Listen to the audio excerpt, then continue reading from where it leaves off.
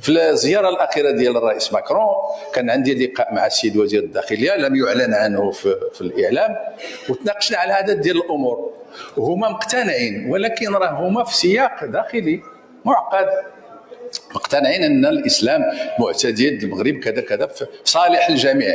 وقال لي من جمله ما قال لي العلمانيه كتصدمكم. قلت له لا.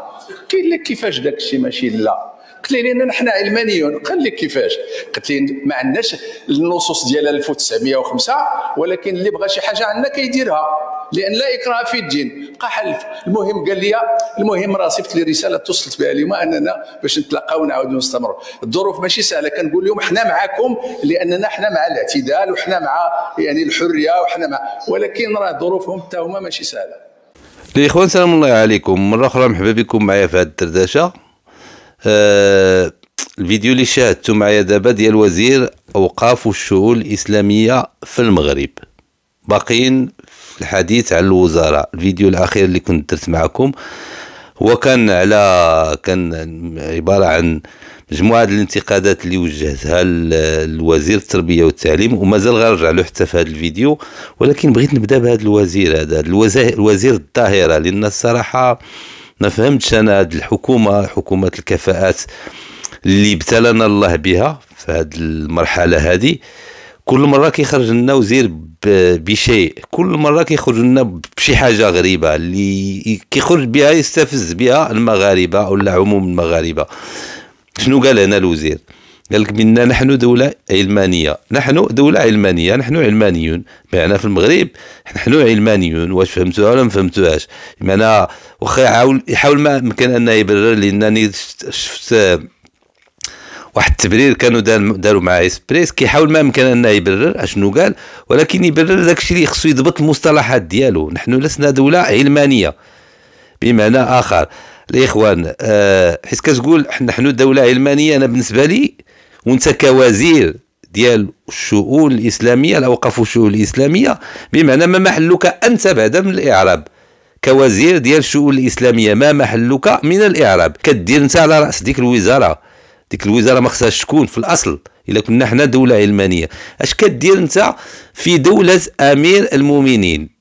هذه ابسط اجابه ممكن نجاوب بها هذا الوزير. هذه انا اللي بان لي الاخوان من خلال هذا التصريح ديالو، رغم انه كان حوار خاص بينه وبين وزير الداخليه الفرنسي، ولكن هو اعلن، هو اللي عاود لنا هذه القصه في البرلمان، انه بالنسبه لي انا كيحاول بمعنى نقدر نقولها بالدارجه كيلحس الكابال لفرنسا، بمعنى كيحاول يرضيهم.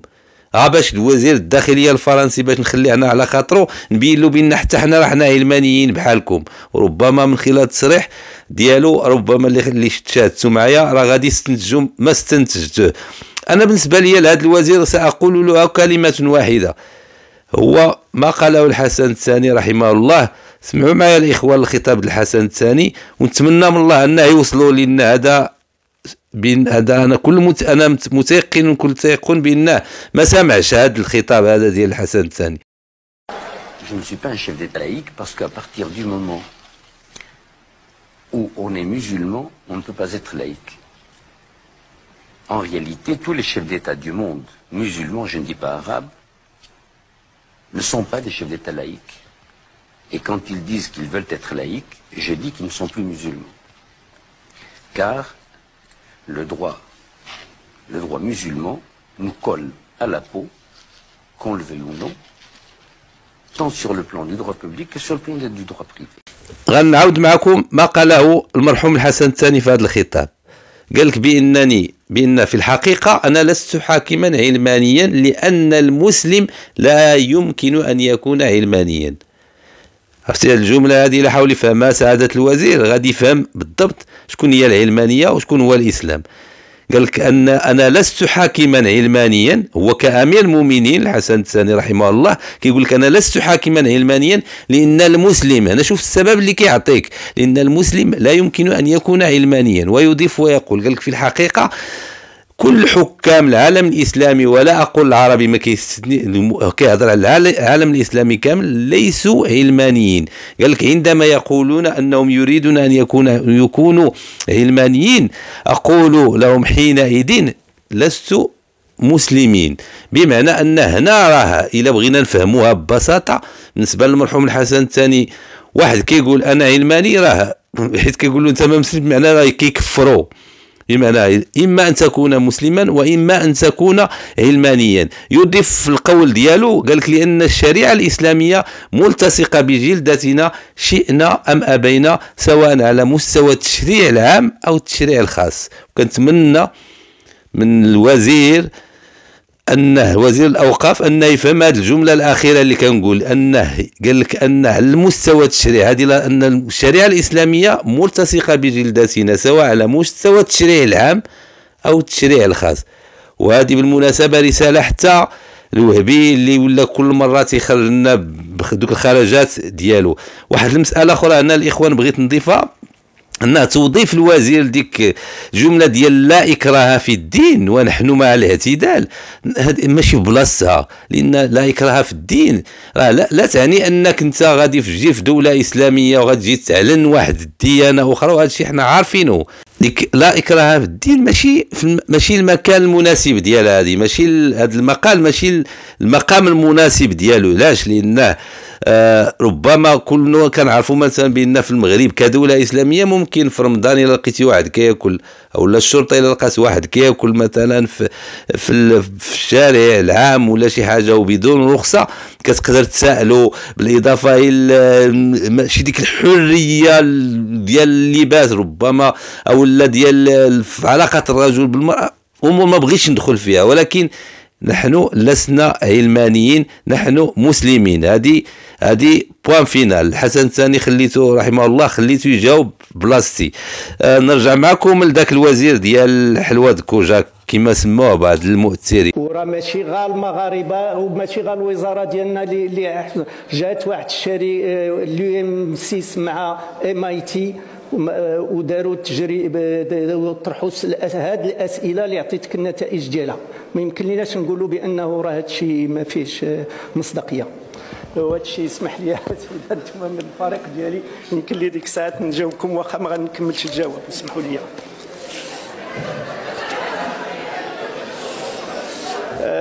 السيدة الرئيسة، السيدات والسادة النواب المحترمون، كنشكركم السيدة النائبة الصوت السيد الوزير على طرح هذا السؤال. الجديد في الدخول المدرسي الحالي أنه تحقق هذه السنة أزيد من 8 مليون تاع التلاميذ. 7 مليون منها في العمر لنا نفرقوها كيلي: 4 مليون تلميذ في التعليم الابتدائي، حوالي 2 مليون و250 في. اش غنقول لكم انا بالنسبه لي انا حيت كنشوف هذا الوزير كنتفكر الوفاء الله يرحمه. على الاقل كان يمتعنا بالكلام، كان على الاقل يمتعنا بالكلام. زعما اخوان ما داكشي اللي تدار في برلمان الطفل تكرر نفسه في البرلمان ديال الكبار. اول ملاحظه ممكن تخرج بها حيت تفرج مثلا اللي تفرج على التساؤلات الشفويه، الاسئله الشفويه، بمعنى الاجابه خصها تكون شفويه. باش كيختمها هو كيقول لهم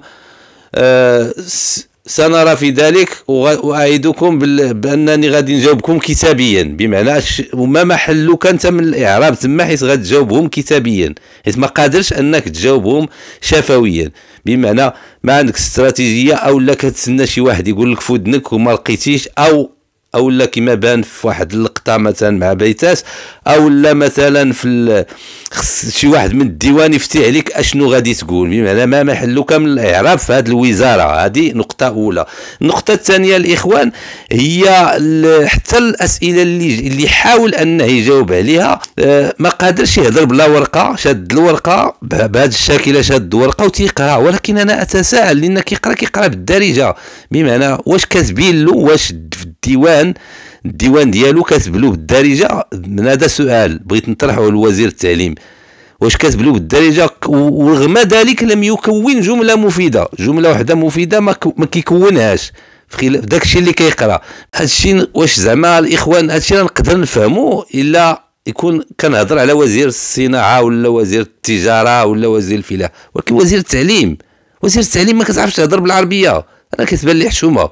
واش وزير التربيه والتعليم ما كيهضرش يهضر بالعربيه الفصحى؟ واش ما كيركب الجمله مفيده؟ شاد التعديل اللي ما عنده لا اساس لا راس. ووزير التعليم بهذا الشكل في واحد البلد اللي عرفت علماء ديال اللغه، حشومه بمعنى يكون كي قلت لكم راه ممكن يكون كان وزير في شي قطاع اخر نقدر نقول عنده تكوين فرنسي ولا تكوين امريكي ولا تكوين اجنبي، ولكن وزير التربيه والتعليم راه الاخوان انا اعطيه هنا واحد النموذج باش انني نتفهم.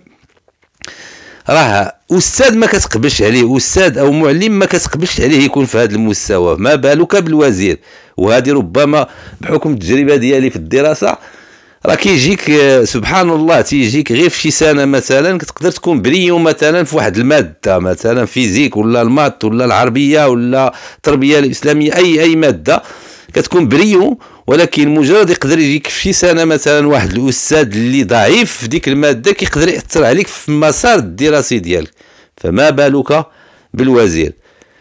الشهى بالنسبه لي انا الشهى. والغريب في الامر انه ما كيجي نساو الفضيحه ديال واحد الوزير حتى كيبان لي وزير اخر عاوتاني، وحنا كنتظروا عاوتاني شكون اللي عاود يخرج لنا بشي خرجه اللي مبقاش غتكمل هاد السنه ونصف اللي باقي لهاد الحكومه. الله يدير شي تاويل الخير. نتمنى من الله ان الرساله ديالي تكون وصلت، والسلام عليكم ورحمه الله تعالى وبركاته.